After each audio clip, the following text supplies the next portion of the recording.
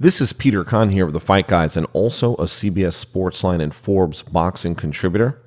So I have a lot to say after watching Tyson Fury's lackluster win over Otto Wallin on September 14th at the T-Mobile Arena in Las Vegas, Nevada. First and foremost, right off the bat, I will simply say that Deontay Wilder will violently KO Fury within 6 rounds of their rematch. I have no doubt in my mind that Fury is not going to be able to avoid a more aggressive Wilder, who's going to find his range early and ultimately land the big right hand that this time around will have Fury laying on his back as the referee reaches the count of 10 and then some. I had Fury winning the first fight with the score of 115 to 111 that took place almost a year ago, right? December 1st in Los Angeles. Despite the 2 knockdowns by Wilder, including the one in the 12th and final round that Fury barely beat the count on, I had Fury controlling that fight and winning 9 of the 12 rounds. And what kept the score so close were the 2 10-8 rounds that Wilder had due to the knockdowns. Now, let's keep in mind that fight was ruled a draw, and so there was no winner. I think it was a gift for Wilder. I think his body language showed that. I think that everybody knew what they watched, and I think that Fury was on an all-time high. The Fury on December 1st was a much different Fury, though, than we've seen since against Tom Schwartz and Otto Wallin. I'm not taking anything away from Wallin's grit and determination in the Fury fight. Wallin was able to open a huge cut above Fury's eye in round 3 and kept himself in that fight until the end. He didn't win. No one is arguing the decision. Fury clearly won the fight. But if there were any doubt regarding what would happen in a Wilder rematch, it should be gone at this point. Now, for transparency, I did publish a story in Forbes on January 28 titled, "Why Deontay Wilder Will KO Tyson Fury in a Rematch." So it's not like I'm shifting gears here or had built Fury up to be the top heavyweight in the division.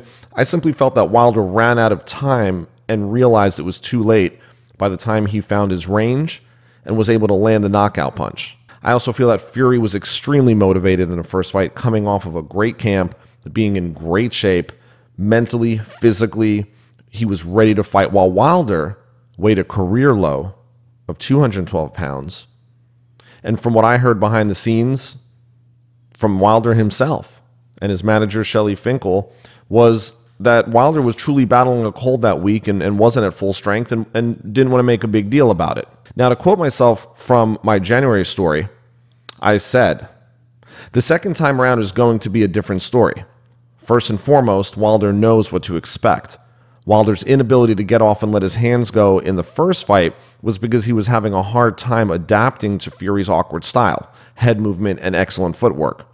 Fury was clearly outboxing Wilder and beating him to the punch in many instances. In fact, Fury was the more effective combination puncher, oftentimes beating Wilder to the punch. I expect Wilder to be more aggressive from the opening bell in a rematch and look to throw more combinations that will set up his big punch. Yes, Wilder can be, well, wild at times. We know this. He's not going to put on a boxing clinic, but that's not who Wilder is. Wilder is a vicious knockout puncher. As long as he can connect, every punch is dangerous. Look for Wilder's timing and management of distance to be better in the rematch, making the knockout punch that much more effective. Truth be told, Wilder didn't present much in the first fight for Fury to adapt to or prepare for in the rematch. My point is, Fury might have already fought his perfect fight against Wilder the first time around. In addition, if Fury has a false sense of his ability to withstand Wilder's power, it could prove to be a big mistake.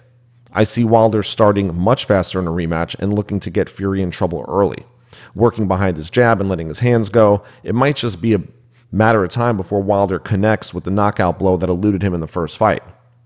So now back to the moment. Yes, Fury showed his toughness to fight through the cut, but in all honesty, it's more of a nuisance than a pain-related issue.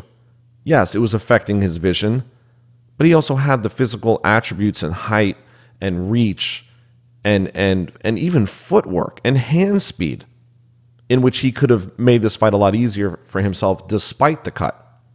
Yeah, it affects the vision and could also be dangerous long-term if in the wrong place, but to me, it's not an excuse. Being real here, I was with Tyson Fury leading up to the fight for a few days in Los Angeles when he visited Tyson Ranch just weeks before and was a guest on Mike Tyson's podcast. In fact, my Fight Guys partner Brian Mazik was with me, and we had an opportunity to interview Tyson Fury and spend some time with him while he shot some pool. I was at the Schwartz fight in June at the MGM Grand, as one of my fighters was on the same card. Ever since Fury signed with Top Rank, the promotional aspect of his image has been kicked into high gear, and I get that. If anyone could build a megastar, it's Top Rank and ESPN. And they're great at what they do. There's no better 1-2 punch from a promotional and broadcast partner at all. I just think there's a balance that will need to take place for Fury moving forward, because he didn't look like the heavyweight champion of the world against Wallin, and he fought a very overmatched Tom Schwartz before that. So a little bit of false sense of reality. If Wilder was out to prove anything in his last fight against Dominic Breazeale, it's that he's going to remind everyone as to who he is. I'm thinking he's going to carry this mentality into the Ortiz rematch, and don't be surprised if the Ortiz fight doesn't last 12 minutes. I see Wilder as unstoppable right now, and I feel that Fury might have caught lightning in a bottle on December 1st and fought the fight of a lifetime, coupled with Wilder having an off night. And before critics of this video go off on me for being anti-Fury, it's the opposite. A quick Google search with my name, Peter Kahn, and Tyson Fury will show that I've given Fury more than his due praise. But if there's one thing I'm certain of in 2020, it's that Deontay Wilder will highlight reel knockout Tyson Fury.